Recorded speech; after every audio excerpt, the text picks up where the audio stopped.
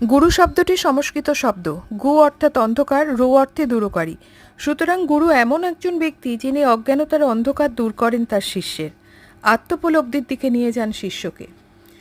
আধ্যাত্মিক ধর্মবিশ্বাস অনুসারে আদি বা প্রথম যোগী এবং সকলের গুরু অর্থাৎ মহাদেব তার শিষ্য সপ্তর্ষি বা ৭ ঋষিকে যোগবিদ্যায় শিক্ষিত করার প্রথম দিন ছিল এটি। প্রাচীন শাস্ত্র মতে গুরু পূর্ণিমা ব্যাস পূর্ণিমা নামেও পরিচিত। এই দিন মহাভারত রচয়িতা ঋষি বেদব্যাসের জন্মদিন। তিনি হিন্দু ঐতিহ্যের অন্যতম শ্রেষ্ঠ গুরু। ভারতীয় সাহিত্য ও আধ্যাত্মিকতায় তার অবদান অতুলনীয়।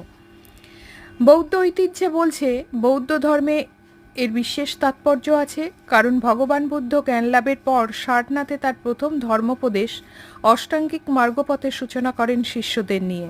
অর্থাৎ জ্ঞানী বুদ্ধের প্রথম শিক্ষার সূচনা এই দিনটি। বিশ্বব্যাপী বৌদ্ধরা এই দিন গুরু পূর্ণিমা উপলক্ষে গভীর চেতনায় লিপ্ত হন। জৈন ঐতিহ্যে এই পূর্ণিমাকে তারা ত্রিনক গুহ পূর্ণিমা বলেন। এই দিন তীর্থঙ্কর এবং মুক্তির পথ দেখিয়েছেন এমন জ্ঞানী শিক্ষকদের শ্রদ্ধা জানানোর দিন।